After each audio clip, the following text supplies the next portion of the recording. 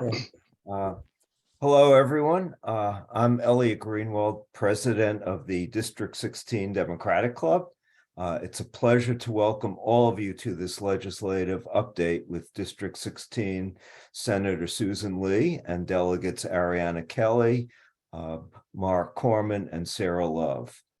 In addition to tonight's speakers, we have several elected officials, Montgomery County Democratic Central Committee members, and District 16 Democratic Club board members on the call. Please let everyone know you are here by using the chat function on the Zoom. We have a number of questions that people asked when they registered, which we'll try to get to as many as we can in the Q&A. And if you think of additional questions during the call, you can ask them in the chat. So now I'll introduce our very distinguished panel of legislators, starting with Senator Susan Lee, who has been a member of the state Senate representing District 16 since 2015. She was Deputy Majority Whip in 2017 and 2018, and then Majority Whip since 2019. Senator Lee is a member of the Judicial Proceedings Committee, the Joint Committee on Cybersecurity, Information Technology, and Biotechnology, the Executive Nominations Committee, and the Legislative Policy Committee. We have Delegate Ariana Kelly, who has been a member of the House of Delegates since 2011 and has been Deputy Majority Whip since 2016. She is Vice Chair of the Health and Government Operations Committee and Chair of the committee's Health and Operations and Long-Term Care Subcommittee. We have Delegate Mark Corman, who has been a member of the House of Delegates since 2015. He is a member of the Appropriations Committee and has been Chair of the committee's Transportation and the Environment Subcommittee since 2019. Delegate Corman is a member of the Joint Committee on Fair Practices and State Personnel Oversight and the Legislative Policy Committee and the Spending Affordability Committee. We have Delegate Sarah Love, who has been a member of the House of Delegates since 2019. She is a member of the Environment and Transportation Committee and the committee's Land Use and Ethics Subcommittee and the Motor Vehicle and Transportation Subcommittee. And I will now turn over the floor to Senator Susan Lee.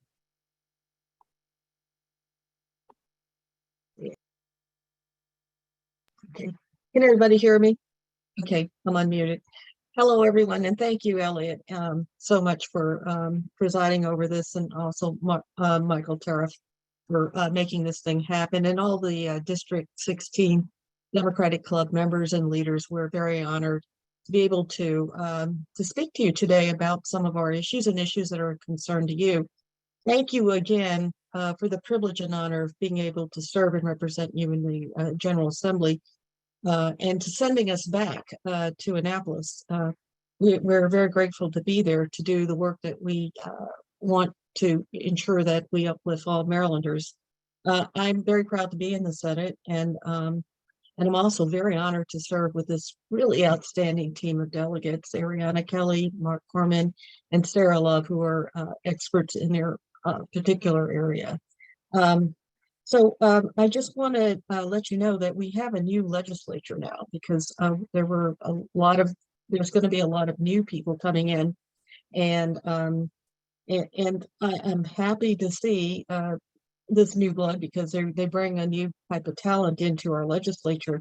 We also have a new governor and a new lieutenant governor, Westmore, and our very own Aruna Miller, and we also have a new comptroller, Brooke Lehrman, and a new Attorney General in Anthony Brown. I have the honor of serving on Westmore and Aruna Miller's Transition Steering Committee, but I'm also an honorary chair of Comptroller-elect Brooke Lehrman's transition team too.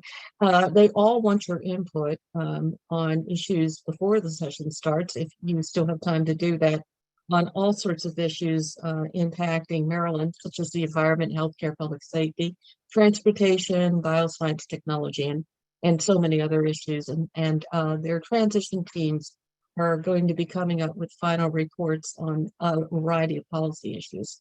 For those of you who have already done that, thank you so much for your input on these transition policy committees. We just wanted today to provide you with an overview of some of the laws that we passed, just very quickly, and some legislation that we'll probably be working on in the moving forward in our 2023 legislative session.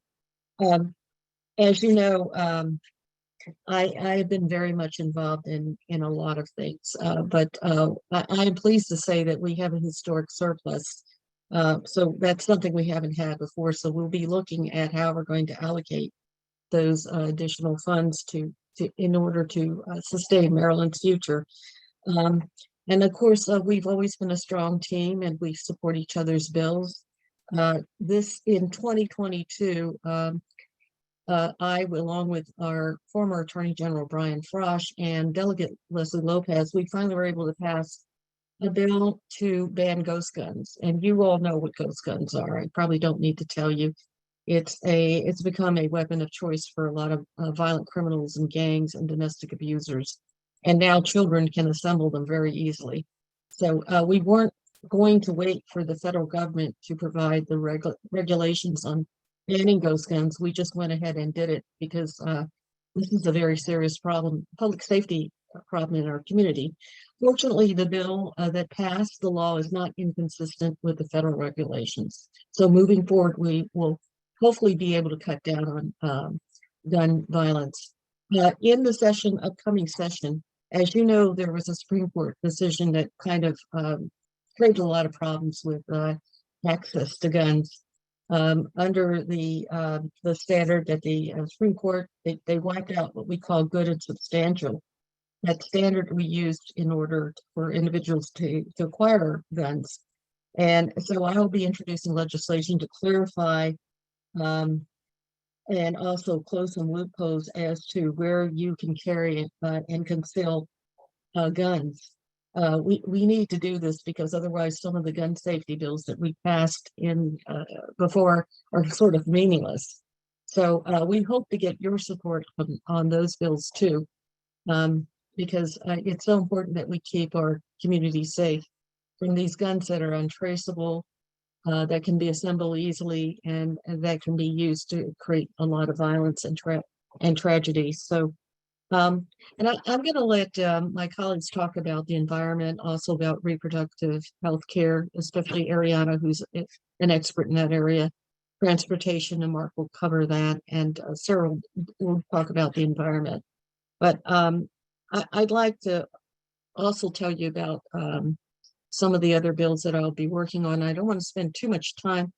There were a lot of bills that I introduced and passed in 2022, but I don't want to bore you with all of them, because I think some of them might be in the questions. Some's dealing with a law to help prevent identity theft and when there is a breach, and laws to protect victims of child and child sex and sexual abuse and neglect, in terms of introducing their statements into the record if they've been a victim of violent crimes or domestic violence, and also other bills that I probably will answer in your questions.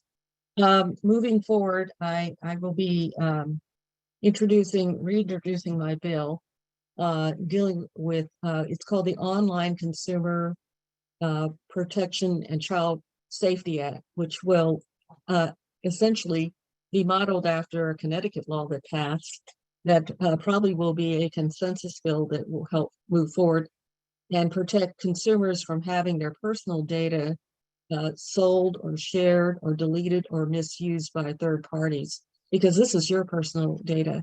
And sometimes, unfortunately, the abuses come in terms of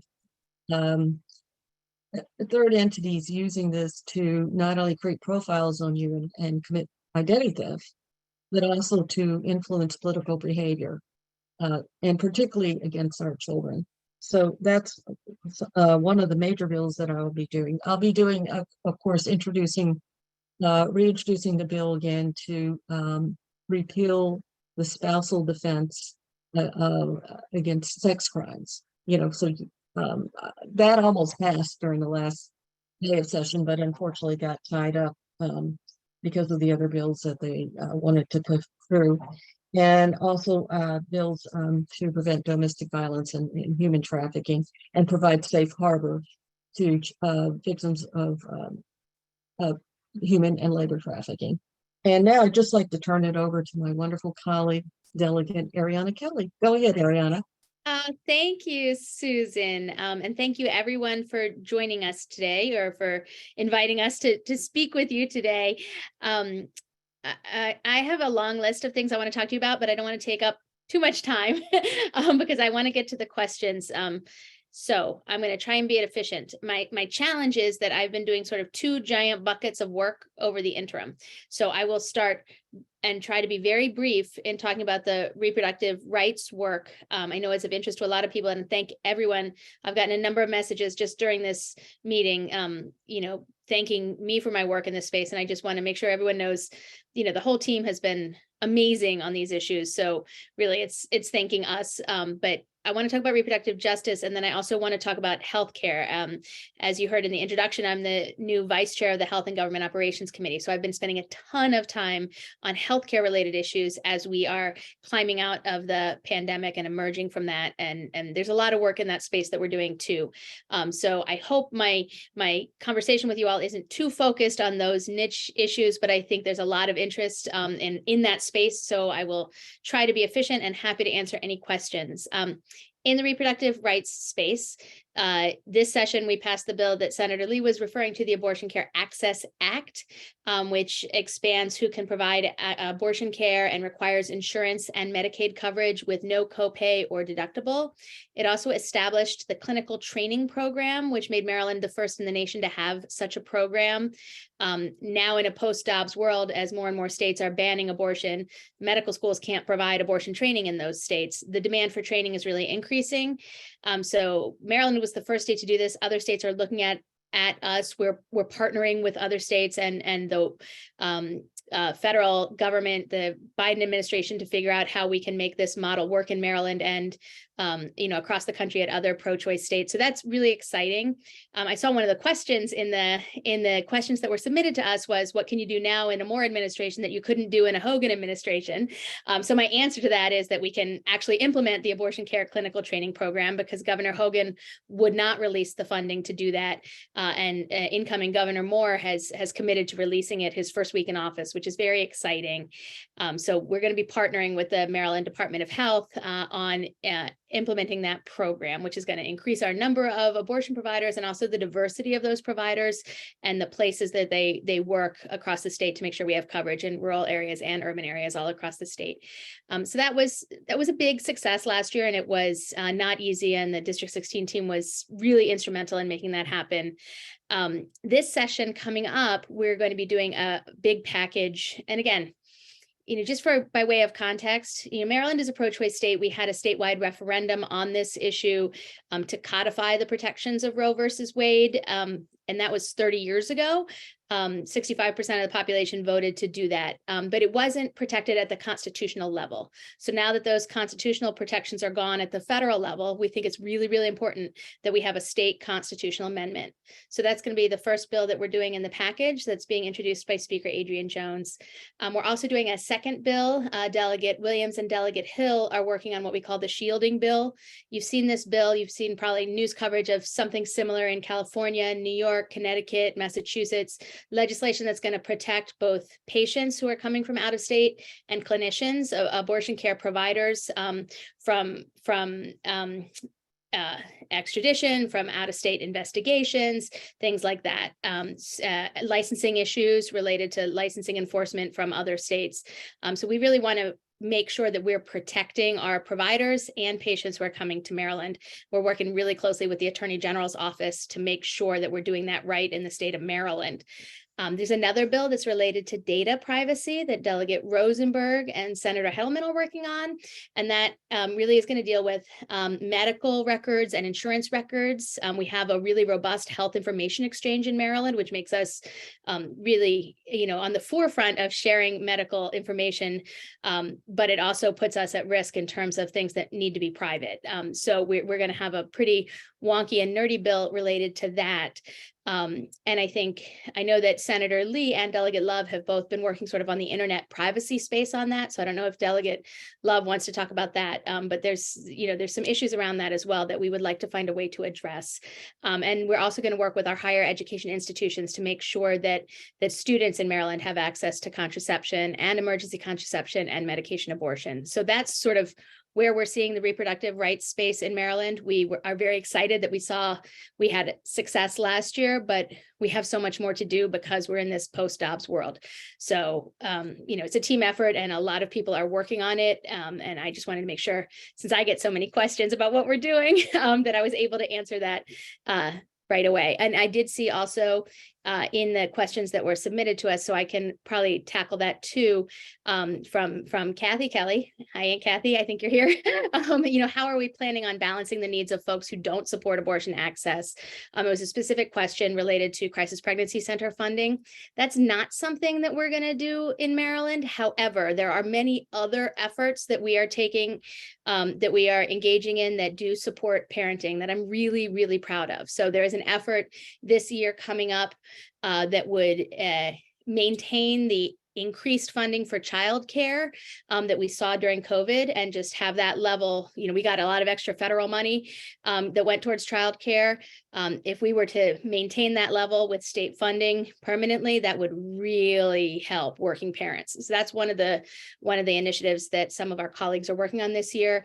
And there is also, as I think Carol Ann Greenberg asked in the questions, where are we with implementing the paid family and medical leave bill, which is huge for parents and for people who choose parenting. So we did pass that legislation last year, and it is currently being implemented. There's going to be some sort of legislation this year to really specify the details. Exactly what that is, I can't tell you because it's still in negotiation. But that bill is moving forward and the Moore administration is strongly supportive of it. So we are going to have a really strong, robust paid family and medical leave system in Maryland, not just for new parents, but also for anybody who is caring for someone who's elderly or sick or disabled, who has their own illness or disability. So this is a program that works like a universal insurance program that's going to help everybody in the workforce, no matter how small or large your business is. So I hope that answers Carol Ann Greenberg's question. And I'm very excited we can do that because that does help people who choose parenting, as well as those of us who have elderly parents that we're caring for and those of us who have illnesses of our own. It's going to help everybody. And if you guys have known me at all, I've been working on that for more than a decade. So I'm thrilled that we're moving forward with that. There were a number of questions sent to us about the end of life options bill. I think it was 2 years ago, that bill passed out of the House and it did not pass out of the Senate. It was shy one vote. It is my understanding, and I am not the sponsor, so I can't commit to this for sure, but it is my understanding that that bill is being reintroduced. After the elections in the Senate, we picked up one person who's not going to be supportive of it and two people who I believe are going to be supportive of it based on conversations I've had with them. So while I am not the Senate president, nor am I even a member of the Senate, I know Senator Lee remembers this vote well, but I do think if it comes up for a vote in the Senate, the votes will be there. Cautious optimism. I know that's a piece of legislation that's really important to a lot of people, and we do have the votes in the House. As I mentioned, I am the vice chair of HGO, the Health and Government Operations Committee, which has been wonderful. I serve with Delegate Joseline Pena-Melnick from Prince George's County. She represents the College Park area, and she is really visionary and committed to health equity and making sure the healthcare is affordable. And I love working with her and really trying to make sure we have access to care for everyone and that care is high quality and meeting people's needs where they are. I'm doing a lot of work on workforce development. If you've read the newspaper at all, you know that we have a huge workforce shortage in the healthcare space. I passed a piece of legislation last year that established a healthcare workforce commission that is looking at what we can do in terms of workforce development in the healthcare space and bringing together the Department of Labor, Department of Health, and the Department of Education together to address those pipeline issues, to create career ladders and educational opportunities, to be really innovative around scholarships and apprenticeships and training programs. We're working on traditional programs like at the high school level and the community college level, but also thinking about how we can be innovative with developing wraparound services like transportation and childcare. We're looking at both incentives and removing barriers, like certain licensing boards for healthcare occupations have been requiring social security numbers for licensure when we could be using an ITIN number for folks who don't have social security numbers, things like that. So we're doing everything we can to really address those healthcare workforce shortages, which helps all of us, not just those of us who work in the healthcare space, right? All of us are potential patients and need potential care. So we want to make sure that that workforce is really robust. And it was really hit hard during the pandemic for understandable reasons. So we need an investment there, and we're working on that. The other really exciting healthcare space thing that is maybe going to bore you, but I hope I can make interesting to you, is we're going to be rebuilding our Board of Nursing in the state of Maryland. You may remember, because there were some election year ads featuring Governor Hogan and really long lines outside of the Board of Nursing explaining that we're in the middle of this pandemic and nurses can't get their licenses. This is something that broke over the last couple of years. And when I say broke, I don't mean that lightly, and I'm not critical of our state agencies just for fun. The Maryland Board of Nursing does not answer its phones. They do not fulfill licensing requests. They have almost 300,000 licenses and certificates that they're responsible for, a huge part of our healthcare workforce. And more than 1 in 3 positions are vacant, more than 1 in 3. So there's a reason they don't answer their phones. There's a reason why they're not issuing people licenses. But what ends up happening with that being the situation is that even when people do want jobs, they can't be employed because they don't have an active license. We have people who've had to be, like people working in dialysis centers who are dialysis technicians who've literally had to be pulled off the floor because their license expired and it didn't get renewed because nobody was working at the Board of Nursing. I have heard from the sexual assault forensic nurse examiners that they are not able to provide appropriate care for sexual assault survivors because of nursing license issues, not to mention the challenge that this has created for our nursing homes and our hospitals. So there's going to be a big piece of legislation this year, again, partnering with the incoming administration to make sure that we are completely rebuilding that Board of Nursing, because it needs to happen. It needed to happen 3 or 4 years ago. I'm spending a lot of time on that because I think it's so important, because all of us need care and we need that basic function of government to be working again. I am now serving on what's called the Medicaid Advisory Committee, looking at all sorts of Medicaid related issues, really interested in 2 things that are going to be happening in the coming year. Number one, with the end of the federal healthcare emergency, we have to start redetermination for Medicaid. What does that mean? The folks who are on Medicaid who are not actually eligible for Medicaid anymore are going to fall off the Medicaid rolls. And we need to make sure that they're in that individual healthcare market. We don't want them to go without coverage just because they're no longer eligible for Medicaid. So there's going to be a lot of energy spent making sure that folks who were covered by Medicaid under the federal emergency, but now are not Medicaid eligible, don't just fall through the cracks. Really important. And that's partnering with the private insurance plans to make sure we get them enrolled and make sure there's adequate subsidies so they can afford to be enrolled. I'm really also looking forward to working on sort of modernizing Medicaid in Maryland, particularly around behavioral health and also long-term care. There's a lot of work to be done in that space, multi-year projects, but I'm excited with the new administration coming in that we can do some things. Finally, I have a piece of legislation that is a blueprint for public health. It's basically establishing another commission. I know commission, but it's a 4-year plan, partnering with Hopkins and the University of Maryland, really establishing a big picture vision for public health post-COVID in the state of Maryland. We're going to look at what we are doing with communicable diseases, chronic diseases, environmental health, health equity, maternal and child health, access to clinical care, right? We want to bring together the leading educational institutions around healthcare and figure out how Maryland can do better. So it's modeled after the blueprint for education, but it's looking at public health.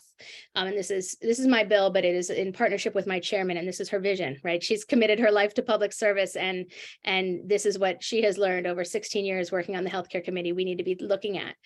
So I'm really excited about the ideas that are going to be coming out of this. And that is, I think, the last thing I will say. I hope I touched on as many of the questions as were submitted as possible, but I'm definitely happy to answer any other questions that come up. And just want to say thank you all for sending me to Annapolis, for sending me with this wonderful team. I love working with the District 16 team every day. I personally think we're the best team in Annapolis, but we also have the best constituents in Annapolis. So thank you for being so supportive and wonderful. It's nothing like, representing your hometown in Annapolis. So thank you. And I will pass it off to my dear friend, Delegate Mark Gorman. Great. Thanks, Ariana. I just want to make sure people understand, because I think it gets a little lost sometimes in Annapolis speak, what it means to be the vice chair of the Health and Government Operations Committee. So unlike Capitol Hill or a lot of other state legislatures where there are 20 or 30 committees, we have 6 committees. So the fact that one of our district team members is the vice chair of one means essentially she's one of the top 12 policy minds in the House of Delegates. So it's a really important position, both for her personally, of course, but also for our district and for the House and for the state. So I feel like it's been a while now that you've been in that position, but congratulations again, because I know we're actually just entering the first session of you doing it. And thanks, you're welcome. And thanks to you all. I'm starting my 3rd term and really excited to be doing it, serving you all, but also doing it with a Democratic governor.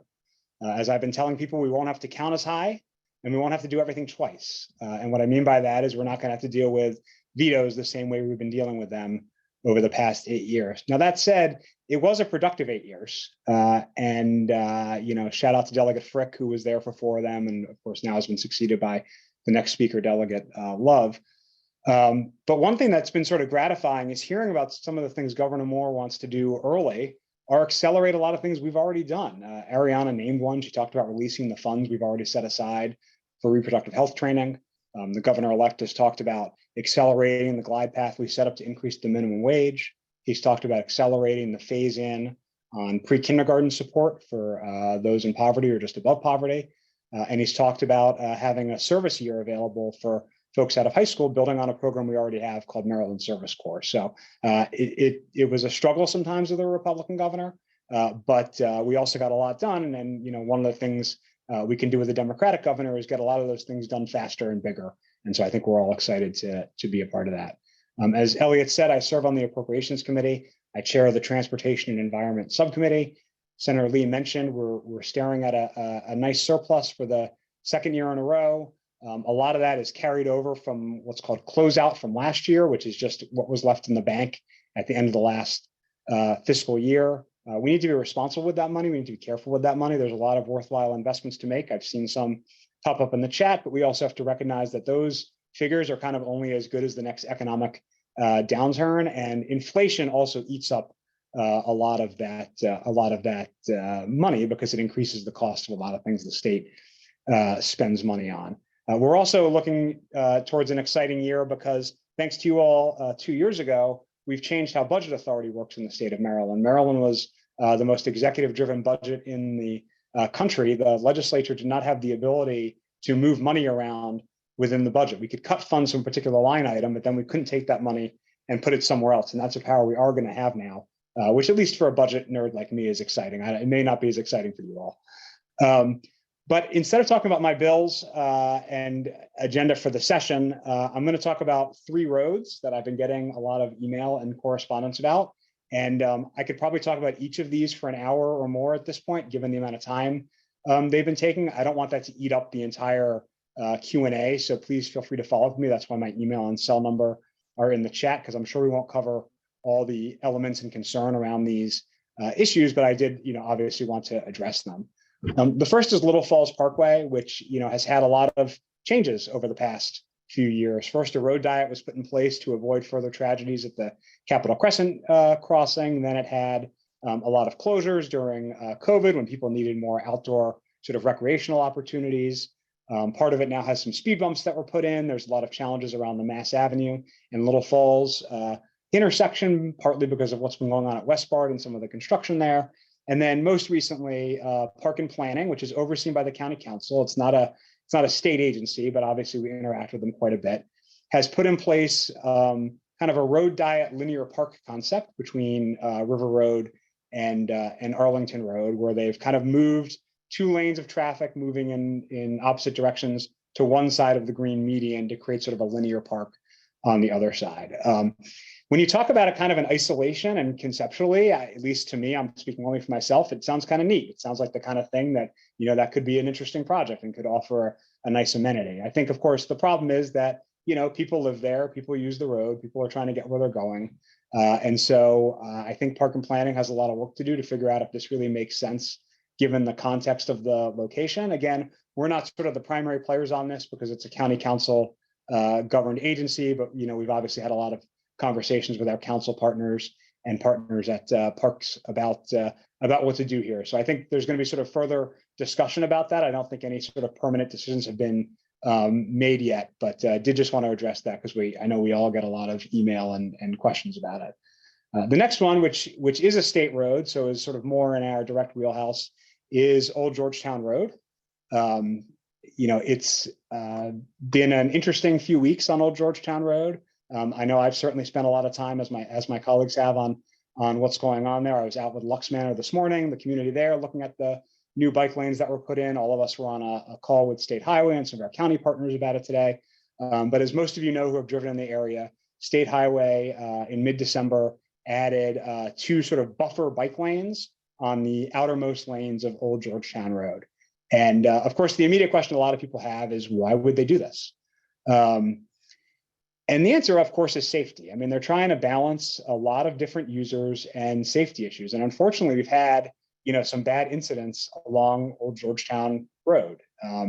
Between 2014 and 2018, there were 338 crashes on Old Georgetown Road, 65 of which were severe, and 14 involved people who were walking or biking who became injured or disabled as a result. And that goes up to 2018. Since then, we've had some really high-profile ones. A young man named Jake Castle died while trying to bike to the YMCA. A young man named Enzo Alvarenga died while trying to bike from one parent's house to another. So State Highway, in response to some of these tragedies, has been trying to take some steps. They put the partial bike lanes in between Cedar and Ryland over a year ago. Those have caused some questions and issues, but mostly did not affect people's lives in any overly negative way. But now they've expanded them to go from Ryland all the way up to Tilden, and it's definitely had an impact. The traffic projections that State Highway had, what they expected for the increase in travel time, is not currently being met. The reality people are facing and the projections are not consistent. The phrase I've used with some of you on the phone is, you know, battle plans only survive first engagement with the enemy. You know, road traffic projections only survive, you know, first engagement with their first rush hour. I think, you know, we've talked to State Highway quite a bit about this. You know, their immediate response is that they think it's going to take a little bit of time to settle, but they also don't think the project is done yet. There's a lot of paint they still want to put in. There's a lot of signage they still want to put in. There's a lot of work they want to do. But obviously, people who are trying to get to work or school or to pick up their kids, you know, want relief much faster. Just as people who want to bike or walk along the road, you know, want safety. So we're trying to work with them on how to find the balance. I don't have answers here, but I can give you some teasers for a to be continued, which is State Highway is, you know, planning to send all the elected officials in the area shortly, which of course will relay to you sort of a timeline going forward for an increase in real-time monitoring about what's actually going on the road. Right now, they're relying on their own anecdotal observations. The assistant district engineer for State Highway has been driving up and down the road every day, but they want to put some more technical monitoring in place. And then when a post-installation study can be conducted to figure out if this makes sense, if this is sustainable, or if it's just too out of whack in terms of that balance and a change needs to be made. The way these were put in was on the back of a repaving contract. So the road was being repaved. And so on the back of that, they said, we can buy some plastic, we can apply the paint a little bit differently and put these bike lanes in. So I don't want to be fast and loose with the taxpayers' money, which is your money, but this wasn't a heavily constructed, heavily engineered change. It was paint and plastic. And so if the post-installation study finds that something, different is warranted, we can have that conversation. I know that's not, if you're stuck in the traffic jam on the day-to-day, that's not everything you want to hear. And if you're a supporter of the bike lanes, that's not what you want to hear either, but that's just where things are. So I just wanted to sort of provide that status update. And I know I've been talking for a while, but I got to get in one more road, which is the big one. It's the American Legion Bridge, the 495 connections up to 270, the spurs, and then 270 all the way to Gaithersburg. This is the outgoing governor's public-private partnership toll road project that he's been working on for the past 6 years or so. And he ran out of time and he ran out of money. So two things the governor did over the past few months was, first, he applied to the federal government for a grant to help pay for the future replacement of the American Legion Bridge, after for years saying no tax dollars, no federal tax dollars, no state tax dollars, no local tax dollars would be needed for this project. He conceded that was not true, and I would submit to you that it was never true. And he punted the date by which the public-private contractor, the private contractor the public-private partnership is hired, has to submit their sort of more detailed plans for what comes next. And so those plans are now due, I think technically in March, although the governor-elect is going to be able to delay that further if he wants. I think, the new governor, I think, wants to do something. I don't think he's just going to throw the whole thing in the trash and say, we're not making any changes to mobility on the American Legion Bridge or dealing with bridge replacement or 270 or 495. But I think the difference is we're going to have a partner that we can work with and have give and take with, instead of what's been happening the past few years, which is quite literally a governor saying it's my way, or again, quite literal highway. And so, we'll be in a better position to, start having that conversation, particularly once the governor-elect selects a transportation secretary. So I know that doesn't cover anywhere near the things people have emailed or called me about related to any of those roads, but I did just want to give those quick status updates. And now let me turn it over to someone else who's become a road expert in her own right, a leader on the Environment and Transportation Committee, Delegate Sarah Lowe. Thank you, Delegate Corman. Good evening, everyone. It's great to be here with you. I love these meetings because I love hearing from you. I love seeing your questions. I also love listening to my colleagues. I mean, just listening to the last half an hour, you realize what a group of experts we all have representing us in Annapolis. I mean, it's fantastic and I love it. And I will echo my colleague that I think we have the best team. I think we have the best district, and I'm just honored to be a part of it. Want to do one shout out to one of our constituents, my new chief of staff, Gretchen Zekiel. Wave, Gretchen. So very happy to have Gretchen moving into that position.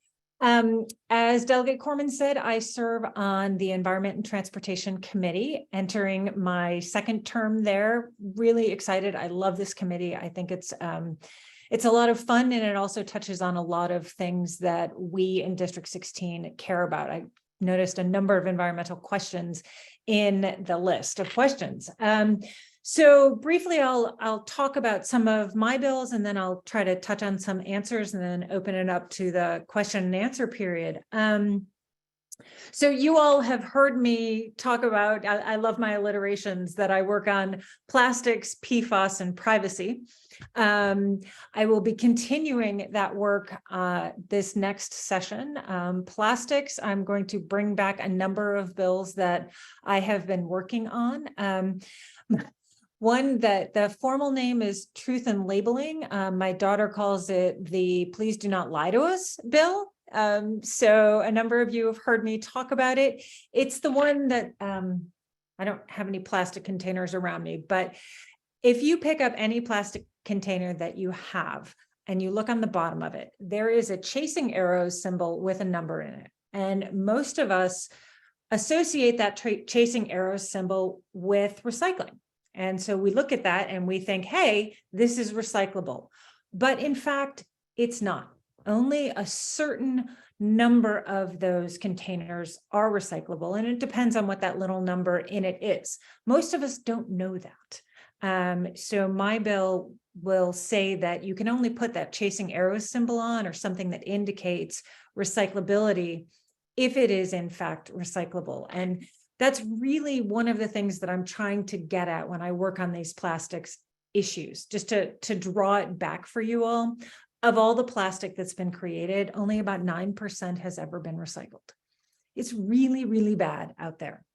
We have basically a floating island in the ocean of plastic. We, for years, have been dumping a lot of our plastics in nations that are developing nations, in the Philippines and other areas. And it's really bad. And we try to encourage people, the old phrase that we have heard for many years, reduce, reuse, recycle. Try to really encourage people to focus on that reduce and reuse, but we still need to focus on the recycling bit. So that's part of what I'm trying to get at with this truth in labeling bill. Along the lines of the recycling, the Maryland Recycling Act was groundbreaking in the 1980s when we passed it. Maryland was far, far ahead of the curve. It needs some work now. Things have changed a lot. And one of the things we really need to do is to pull the lens back and look at the Maryland Recycling Act and say, are we recycling the things that matter, the things that are really making a difference in our environment? Or are we just recycling to count numbers? So the bill would bring together stakeholders from across the state, from environmentalists to industry people, to look at the Maryland Recycling Act and see if it's doing what it needs to do, and if not, how we can update it. I'm also picking up a bill from Comptroller-elect Brooke Learman on extended producer responsibility. And what this bill is in short, it's to incentivize packaging producers to use more sustainable packaging and to use less packaging.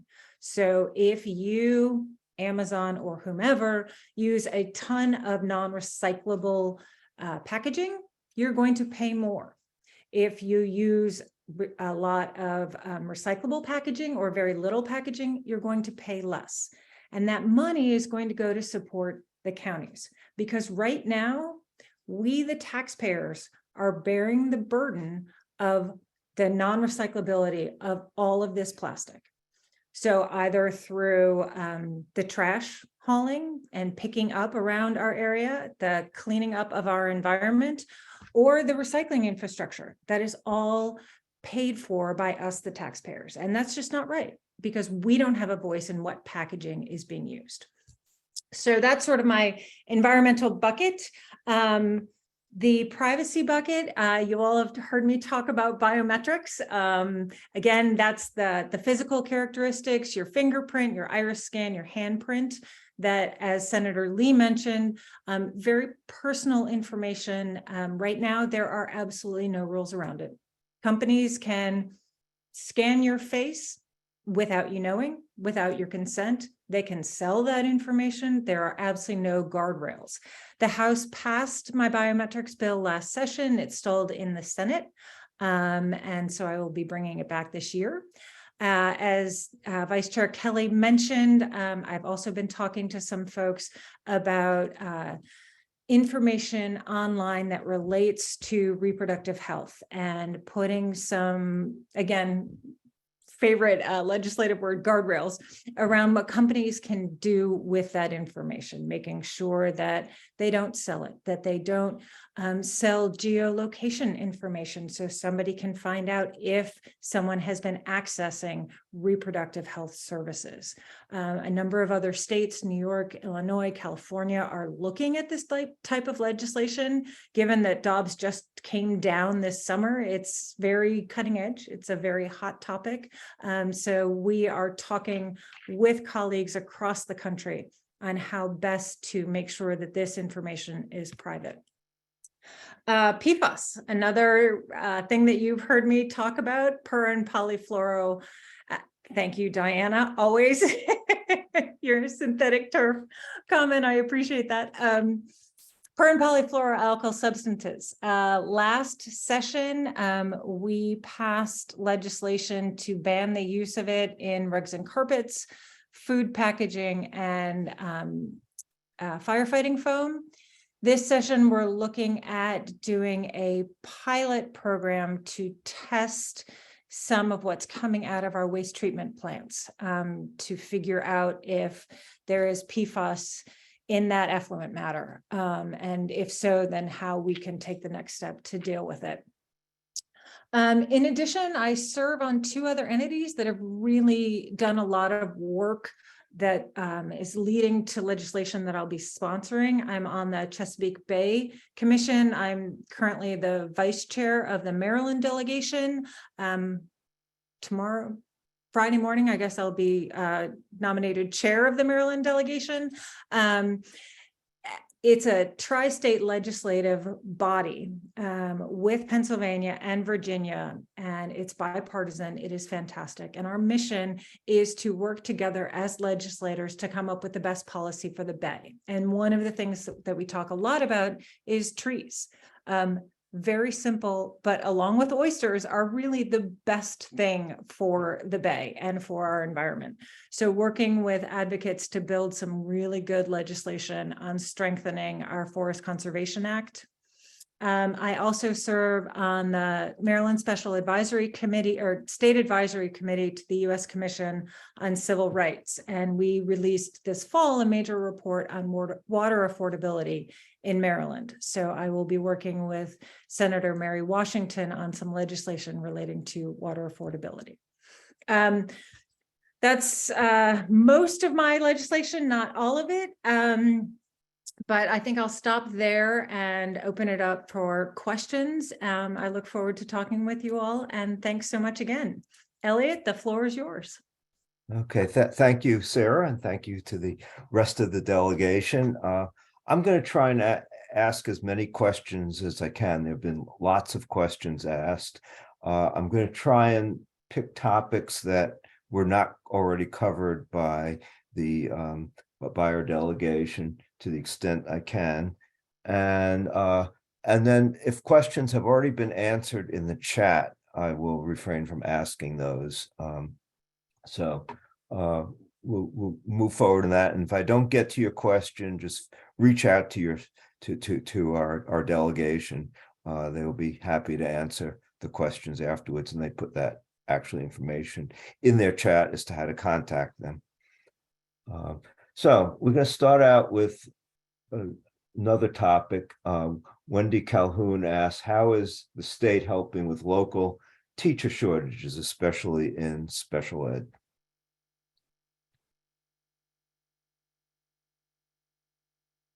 I guess I'll try to take a crack at that. Luckily at this point, most Montgomery County positions are filled, but it definitely took up until the last minute at the start of the school year to get there. A few years ago, we passed the Blueprint for Maryland's Future. It was a really massive sort of rethinking about, how much we're investing in public education, but also what we're investing in. And one of the things that was included there was increasing the sort of base rate of pay for teachers, although I'll say it did not make a huge impact in Montgomery County because our rate was already a little higher.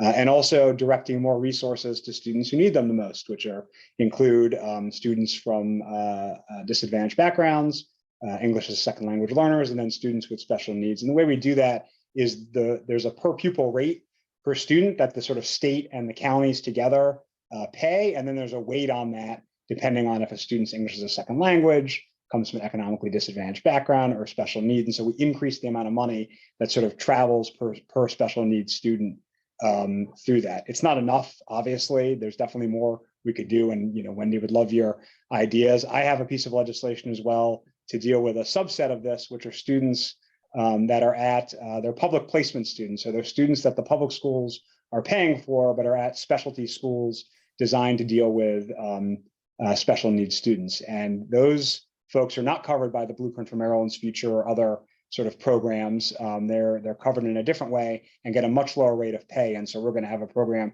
to try to bring their pay up to where the public education special needs teachers are. And then, of course, it'd be great to rise everybody up from there. So, but definitely happy to engage with you further for ideas on this, because it's an important issue, I think, for several of us personally. So. Okay. A question on transit by Malcolm Versell. Can rapid bus transit be established between Bethesda or Medical Center to Tyson's Corner to help reduce pressure on the American Legion Bridge? I guess that's me again. Yeah, so first of all, we've had bus programs like that before. Of course, the problem is, unless it's that rapid, that key word that Malcolm put there, you're just sitting in the same gridlock you'd be in a single occupancy vehicle during those peak times, at least when we're not in a COVID shutdown. That said, part of the public-private partnership product I mentioned earlier would potentially include this. One of the concessions the governor made during the years of fighting over this, and again, those were concessions from fighting because there was no partnership, was to allow buses to use the toll lanes for free. The original project did not include such a provision. He wanted Ride on Bus, for example, if it was going to go on one of the toll lanes on 270 to pay the toll. And then eventually a deal was reached that mass transit buses would be able to use the lanes for free. If you've driven over to Virginia lately, you'll see some work being done just around the George Washington Parkway, where they're doing another part of their Beltway expansion. Part of that project involves their public-private partner paying, but of course it's all coming from toll revenue. So that's just sort of the financing structure for buses that can be used for exactly that purpose, to run bus service between Tyson's and Bethesda. But that's a long way away because you would need a lot of other pieces to happen before then. But that's all a long way of saying that it's being discussed and thought about. There was a study done on the Montgomery County side. There's a provision for it on the Virginia side. And if these toll roads go through in some capacity, or this widening goes through in some capacity, that's a potential element of it that'll be part of the sort of ongoing discussions. Okay, thank you. Delegate Corman. Question from Steve Rockhour. Can you ensure 100% parity to Medicare for Medicaid payments? It's a great question, Steve. I don't know the answer to that. I can tell you that so we're dealing with a lot of different payer related issues moving forward, as you know. I mean, you know just as well as I do, Steve, but I'll answer for everyone else's benefit. The position that we're in right now, in terms of how to answer where the resources are going for healthcare, is a bit of a holding pattern because of the new administration. Right. So we're very, very excited. We're getting a new health secretary. We're very, very excited that we're getting a new Medicaid director. We're very excited about all the possibilities. My colleagues and I today were at a meeting at Suburban Hospital, hearing about the financial woes of the hospital systems as well. There are absolutely financial woes of our healthcare providers. The COVID has been really hard on everyone. And if I had unlimited amounts of resources, I see Geneva also weighing in on the home healthcare nurses. There are a lot of folks who need money. In general, the legislature this year isn't going to really make those decisions so much as give the administration a little bit of space to come up with their plan with their new health secretary. I say this, it's sort of echoing the answer I gave earlier about the Board of Nursing. State government has been starved and we're so excited to have a new incoming health secretary, and we don't want to get in front of them on what their policy vision is. We want them to get a chance to figure out what it is. So I can't give you an answer that yes, I think we should do that, and we're going to do that. That being said, I have heard that obviously from a lot of clinicians, and we understand the pressures that everyone's under. Sorry for the long rambling answer, Steve, and we can talk about it at length. I can't wait to hear your strong case. Yes, thank you, Delegate Kelly. There have been a number of targeted questions of suggestions regarding how to spend the budget surplus. But there's also one general question, and this will give everybody a chance to talk about where they view their priorities are, is given this from Karen Hendricks, given there is a budget surplus, how do you propose to use the surplus?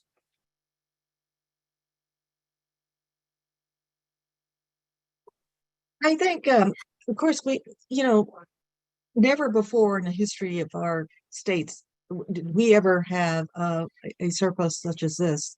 So I think we're going to review how we want to adequately allocate those to things that we really need to ensure that no one falls through the cracks.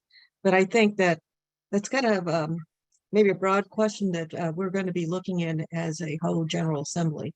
And I think we just have to find out where our highest priorities are and direct it to those. I am on Judicial Proceedings Committee, so the committee I have does not have jurisdiction over budgetary issues. So I'll be working with my colleagues on the Senate Budget and Tax Committee to try to find out what those priorities, in addition to the leadership, our Senate President.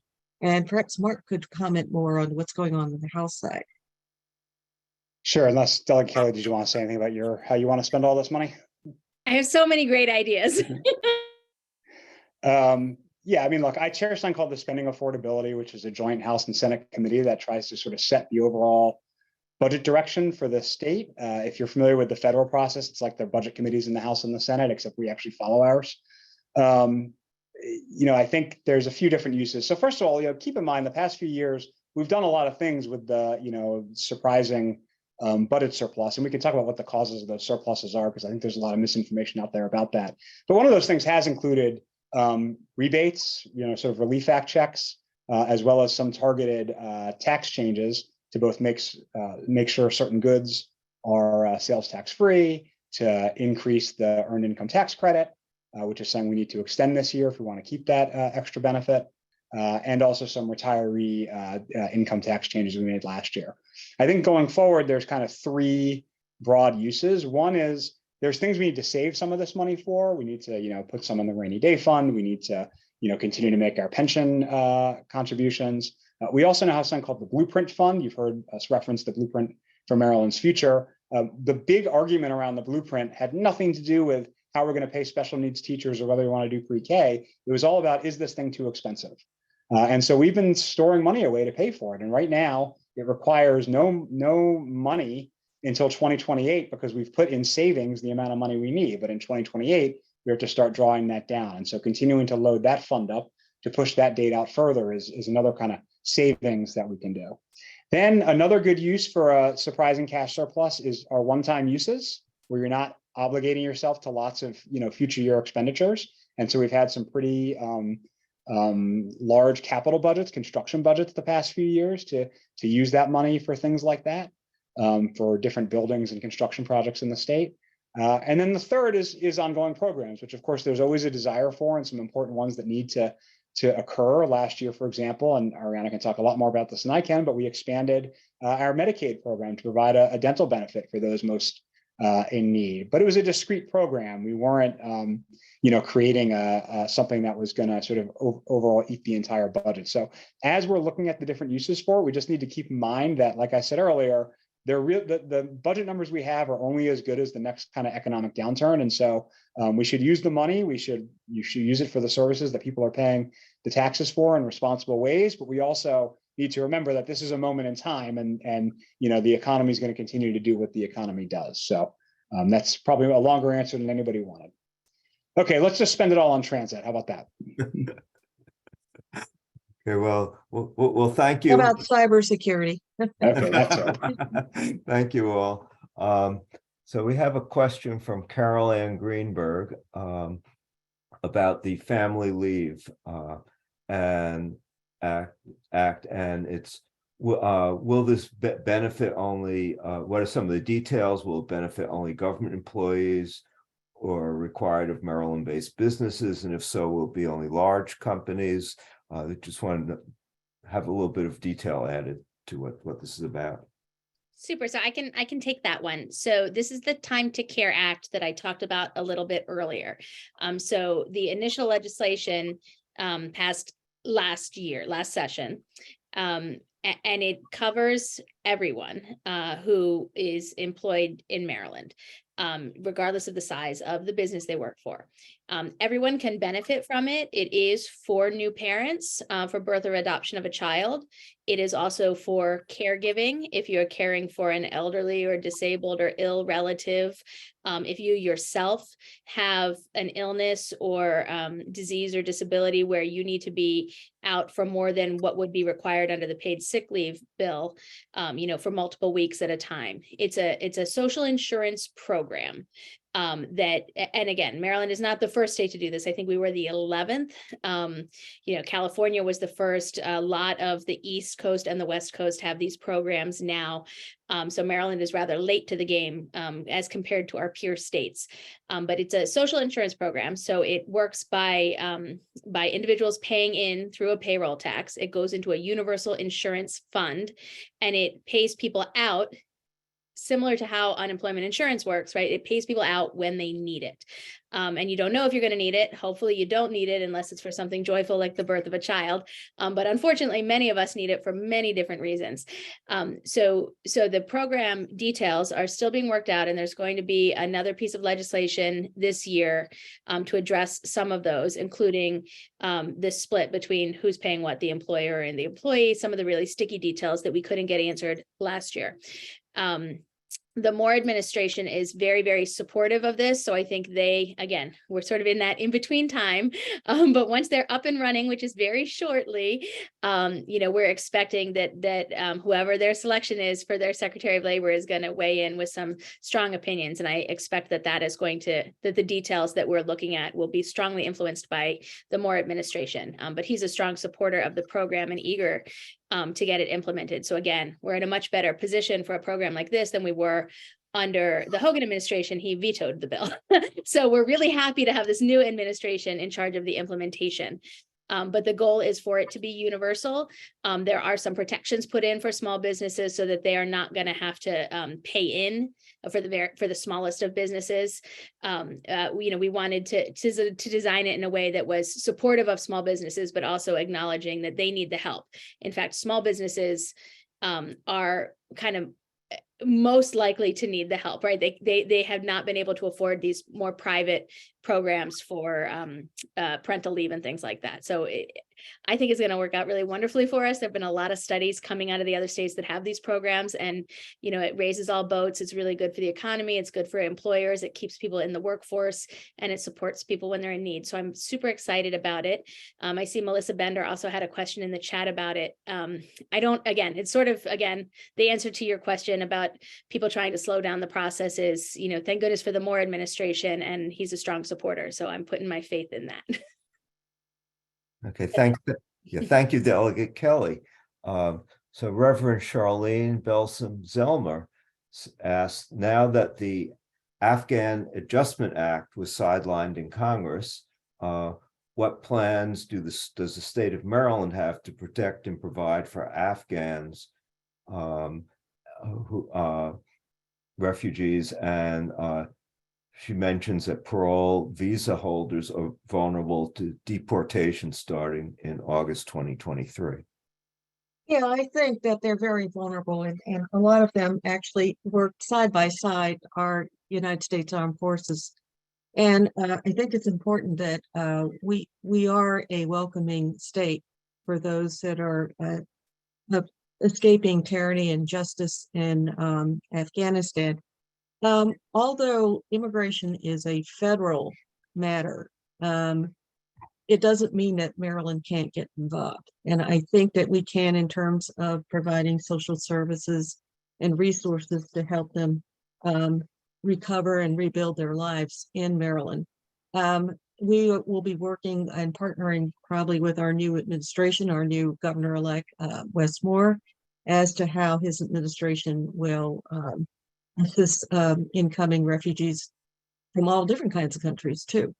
I am hopeful about that. But I think one thing that we have to also continue to work on is partnering with our federal partners, our congressional delegation, in terms of helping some of those who are escaping injustice. So I'm optimistic about it, but just keep tune in because everything is a work in progress and it's still ongoing. Yeah, thank you, Senator Lee. Steve Shapiro asks that with park and planning having been established 100 years ago, is it time to move its functions to county governments, or is there some reason not to do that? I can take a crack at that. We have a piece of legislation. It's a bi-county bill because it affects a bi-county commission, Montgomery County Park and Planning, which has been around, as Steve said, for about 100 years. It's a unique structure. Frankly, it was kind of part of a movement from the early 1900s to 1920s or so of decentralizing a lot of power into kind of expert agencies and expert departments that could do things without as much political meddling. And so we have a piece of legislation from Senator Kramer that would set up a task force to study whether or not there should be some restructuring there. There are people on both sides of the issue. And then there are some people who say, if we're going to look at it, let's make sure we're kind of looking at it the right way, which is to say, who's on the task force? Should it be a different group of people than who Senator Kramer suggested? And should there be a little bit more guidance about what they're looking at? So, for example, one of the big issues we've heard from the business community, which, speaking broadly, I'm not speaking at every individual business owner on here, I'm speaking about sort of the broad business lobby, is opposed to the bill. But one of the things we've heard from them is they would like to see more centralization of the permitting process between park and planning and the Department of Permitting Services in the executive branch of the county government. But that's not really an issue we heard about from most of the advocates of the bill, even though that could be an effect of it. So the local Montgomery County Committee I'm on is working through that bill. We had our first work session before the holidays. We will have several more. It's a complicated issue. And so I don't think we know the answer yet. I think it's being considered. I'll also say that it's not entirely clear that the county executive branch wants all of those functions, placed within them. And so then you might be talking about, are there some things to move and not everything? Do you keep an independent planning board while moving the permitting function or the parks department? I mean, there's a lot of different ways to slice that. That's why the idea of a task force is a good place to start instead of just moving it over. There's also a lot of potential unwinding issues to deal with. They have separate employment systems, separate pensions. There's like land ownership issues. So that's why we have a committee process, and that's why we're working through Senator Kramer's bills. I'll say there's another park and planning bill. There's a few park and planning bills, but there's another one I think of interest, which is on kind of the transparency and ethics around the park and planning commissioners. That also has gotten a lot of interest that we're also closely working through to make sure that we're putting in sort of the strongest protections possible for how our park and planning commissioners operate. Yeah. Thank you, Delegate Corman. Elliot, Go ahead.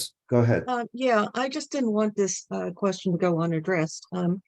It was a question by Bruce Turnbull, and it deals with solitary confinement. And I thank you, Bruce, for bringing it up, and also for Jews United for Justice for working on issues dealing with solitary confinement, or what they call in Maryland restrictive housing. As you know, solitary confinement is probably a 21st century form of human torture for those that have to go through it. And very often it adversely affects those inmates with mental health issues and women, pregnant women. So I thank you, advocates who are on this Zoom right now, for helping us pass the law dealing with preventing solitary confinement of pregnant women. And you all made a major difference in help passing that law years ago. So moving forward, thank you, Bruce Turnbull, for helping us and Jews United for Justice, helping us with the Maryland Mandela Act that we are introducing in the 2023 session to deal with and codifying standards with respect to solitary confinement. We want to make it best practices and make it more consistent with international standards, like, for instance, no more than 15 days in a row for solitary confinement. Because we found that those in solitary confinement, about 78% of them, it leads to suicide or many other problems after they are released. So we hope to get this bill through It's modeled a little bit after the New York legislation. And we will hope that we will have the support and work again of the advocates that have helped us in the past on issues dealing with solitary confinement. Thank you, Senator Lee. I have a question from Kathleen McCurchie. She says that the state has mandated grandfathered residential buildings to install sprinklers by 2033. What can the state do to assist cash-strapped condos with the expense? And related to that is, can the state mandate that all communal residential buildings in the county be smoke-free, including in individually owned units? I can try to take part of that. There's been legislation before to make multi-unit buildings smoke-free. It hasn't found success. I actually had a bill one year to try to incentivize it, to basically create a tax credit back in my first term, tax credit for buildings that made this decision, because it improves, health for a lot of people. I think on the question of the sprinklers, I know we've looked into this for various buildings before because it is a concern, and I think there are some grant programs. So I'd want to follow up with you. I just can't quite remember all the details, but we've kind of looked into this before for some of the buildings that are having trouble with this mandate, and other things buildings want to do. I've spent a lot of time on helping multi-unit buildings figure out their electric vehicle charging options, which is another big expense that a lot of buildings are having trouble meeting. So working on a lot of those issues. So happy to follow up on the specifics on the sprinkler, though. I just can't remember if we successfully, I think we successfully identified a grant program, although like everything, it didn't have adequate funding. So happy to follow up. Thank you, Delegate Corman. So we have a process question from Sarah Farnsworth. And it's saying with Democrats having a 57-seat lead over Republicans and Democrats controlling all the key leadership positions, how will you ensure that policies are well developed and given thoughtful feedback, and not move too fast? Well, like all laws and legislation, fortunately, I am happy that we have a Democratic majority and a strong majority in the Senate and in the House, because as my colleagues just mentioned, it was difficult passing. It was heartbreaking when you pass really great bills to uplift communities only to have it vetoed by the governor. So moving forward, we have a new governor who's pretty much is pushing our own priorities too. So that's going to be helpful in not getting our good bills vetoed, like the Time to Care Act or background checks on firearms, things like that, gun safety, education, whatnot. Of course, we will be guided also by you all too, and your input, all the advocates, in helping us craft and formulate good bills during the drafting process, and not during, of course, after it's been passed, where you have to do damage control. Of course, the most important part of getting a good bill out and having all the input of all the stakeholders is during the committee process. But actually, it's even before the committee process, before a session starts, meeting with all the stakeholders and getting a good bill together, and then introducing it, and then getting it through the committee process, which is the most perilous period in a bill's existence, because if it dies in committee, it's dead for the year. So of course, we depend on your help and input too, as advocates, to help us get good legislation through. And we will continue, all of us will continue to work with our leadership to ensure that they're the best bills too, because we have the best constituents, as Delegate Kelly mentioned. So we are guided a lot by you. Thank you.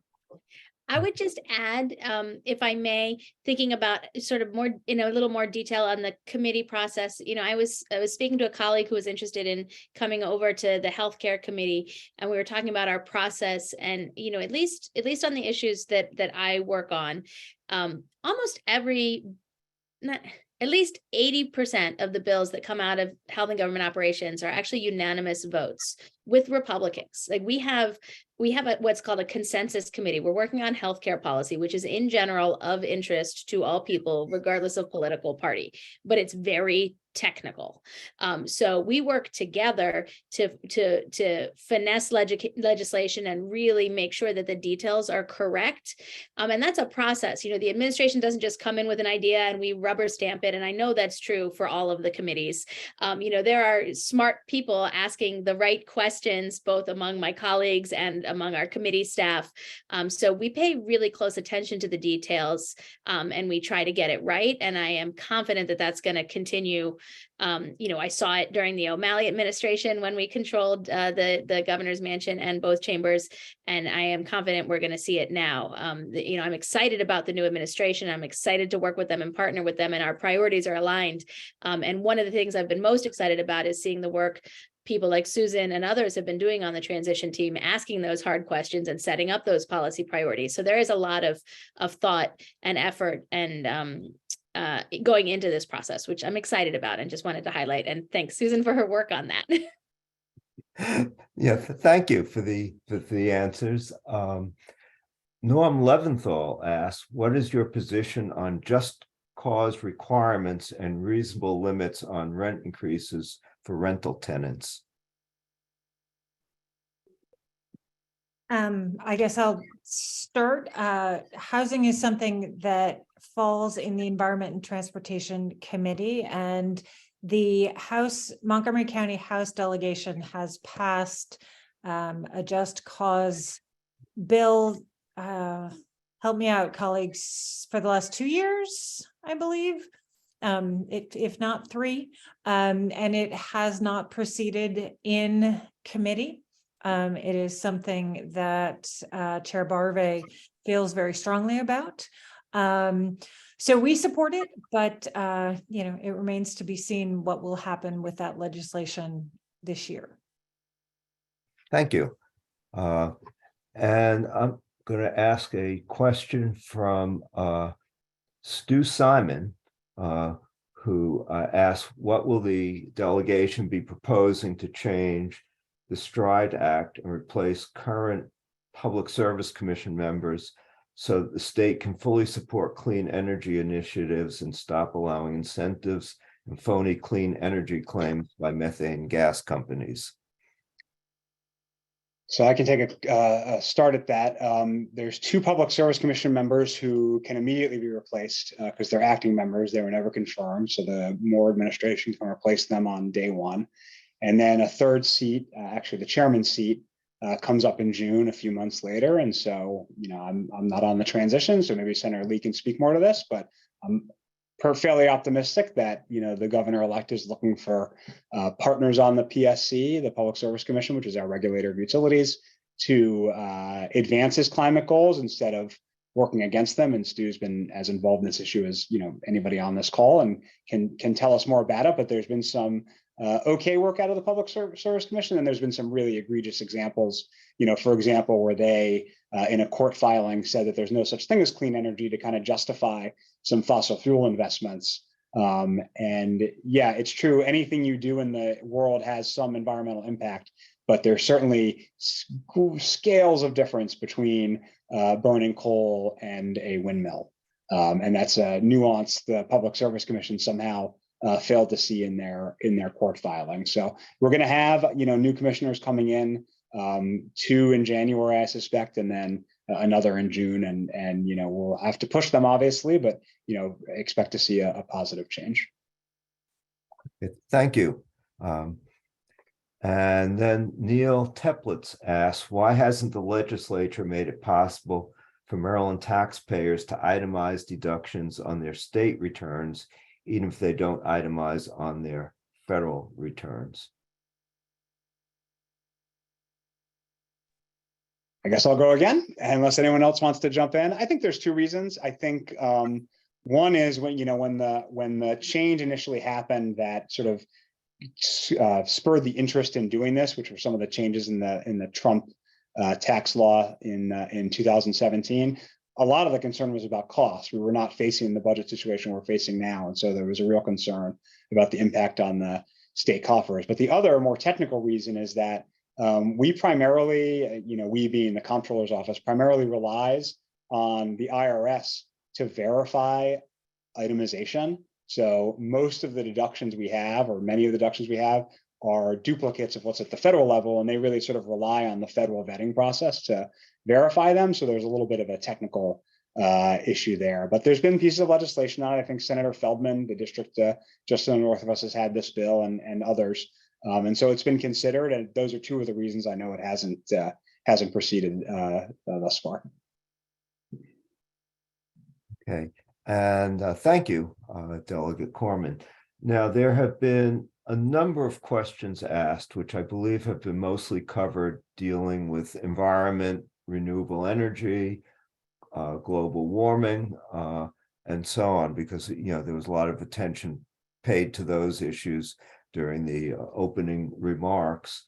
But so rather than try and ask those questions, of which there were many, I'm going to just generally ask if there's anything anyone would like to add on the issue of any of the environment and energy and global warming issues. Just that is a large focus of my committee, as well as a lot of others in the General Assembly. And I know the incoming administration, and we're looking at it writ large. When you talk about global warming, you can talk about energy, you can talk about what's happening with our natural environment. You can take it all the way down to, zoning and stormwater management and all of that. So we're really trying to take a comprehensive view and to have a long-term strategy on how we as a state want to use our resources and combat all of the effects of global climate change. I think Lee McNair asked a question about, I think Delegate Von Stewart's bill, the Reclaim Renewables Act. I think that will be introduced again. Sarah, you probably know whether it will be or not, because it'll go before your committee. It just merely redefines what is a renewable, probably excluding things like burning garbage or burning wood, which should not be in that category. But certainly it's something that will contribute to helping us have a clean environment too. I believe, I know I support that, and I believe my colleagues do too. So we'll need your help on that to get that bill through. Okay, yeah, thank you. So during her opening remarks, Senator Lee talked about ghost guns, but a more general question is being asked by Jessica Gilbertson about what you would like to accomplish to prevent gun violence in Maryland. So if there's anything you want to add to that, Senator Lee, or anyone else in the Yeah, certainly. And thank you for that question too, because getting that ghost guns bill was a miracle, getting it out. It had been a bill that had been introduced several years, but finally we with the rise in the number of ghost guns in our community was kind of alarming. We had great testimony from law enforcement, state's attorneys, but also community leaders in faith about how we need to deal with this. So we were able to pass it by a coalition effort, but there's still more to be done. Even though Maryland has passed some really great gun safety laws, such as the one that was passed in 2013 with background checks on handguns. And then my bill later on that the governor vetoed, background checks on long guns, which we overrode. There's still a lot of work to be done, and especially in light of the latest Supreme Court decision that kind of threw out our good and substantial standard that we have for gaining access to guns, because now more people can get those guns. And this creates a very public safety issue, and it makes it difficult for law enforcement too. There creates problems like, where can you carry a concealed weapon now that this law, has become kind of just ambiguous. So we're working on some gun safety laws. this 2023 session to close some of those loopholes, but also clearly define where you can carry concealed guns. And we'll be tracking what New York and New Jersey are doing, and hopefully we can pass good bills to protect our families and our communities against gun violence. And we're working with all the advocates and stakeholders. Yeah, thank you, Senator Lee. Diana Conway asks, the Women's Democratic Club has a very engaged criminal justice reform advocacy program working on reentry programs for women, stronger juvenile restoration act standards, and more. So that was, she was just saying join us, but if anybody wants to comment on Diana's comment, please go ahead. Yeah, I'd like to thank Diana Conway for all of her WDC, and also Jews United for Justice, and all the other advocacy groups and faith communities have joined us in helping on this issue, because with respect to women reentry into society after being incarcerated has been grossly neglected. And finally, I think it was a year or two ago, we finally passed legislation to have to assist female inmates that are released to help them get recover and rebuild their lives. But of course, everything is a work in progress, and we still have a lot more work to do. So I thank you, advocates, for helping us on this particular issue. But like I said, there's still more work to be done. And please continue to work with us. Okay, so we have about 4 minutes left. And so I'd like to ask our delegation if any of you would like to make any closing remarks or have any additional comments on any of the issues that have been addressed so far or that may not have yet been addressed. I think you covered quite a bit in this short amount of time. And I thank our constituents for these very engaging and very good questions. And thank you for doing that, because we need to be prepared when we start the new legislative session next Wednesday. And this has been very helpful to us. But we have as Delegate Kelly said, we have the best constituents, and we're so proud and honored to be able to represent and serve you. But keep us updated and informed on any issues that you think are important.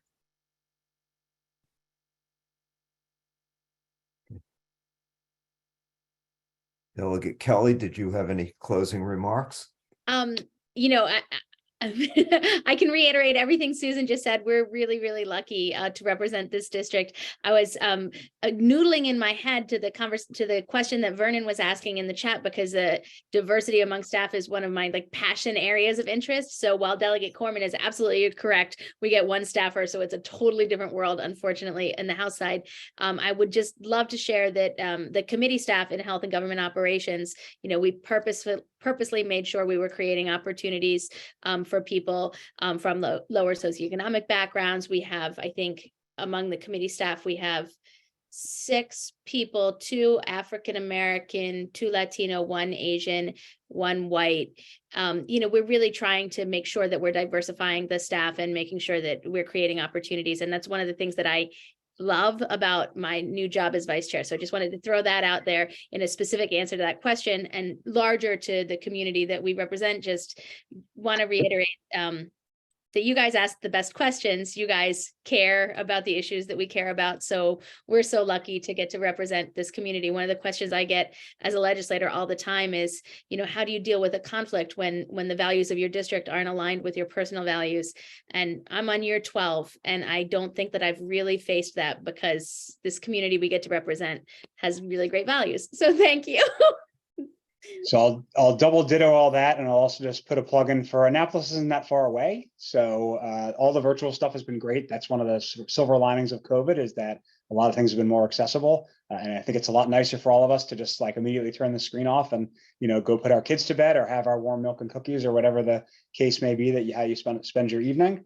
But come visit us. Annapolis is sort of opening back up after a couple of years of COVID constraints. It's about a 50-minute drive. So come take a tour of the oldest continuously in use state house, come testify at a bill hearing, or just come have a meeting with us. It's a very accessible open place, and hope to see you there. Thank you. And Delegate Love. Not much more to add.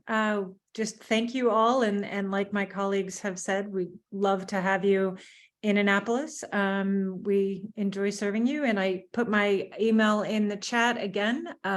So feel free to reach out. Vernon, yes, my exiting chief of staff was of Indian descent. And so making sure that we have a diverse staff is something that we focus on. So thank you. It's great to see you all. Have a good night. Okay, well, on behalf of the District 16 Democratic Club, I want to thank our delegation, Senator Susan Lee, Delegate Ariana Kelly, Delegate Mark Corman, and Delegate Sarah Love for their presentations and for answering all the many questions that we all threw out to them. And thank you very much. It was a very informative evening, so thank you. Thanks, guys. See you in Annapolis. Thank you. Thank you, Everyone guys. stay safe and well. Yeah, See you soon. safe Okay. and healthy new year. Take care. You Happy New too. Year. Thank you. Thank you. Bye-bye. Bye-bye.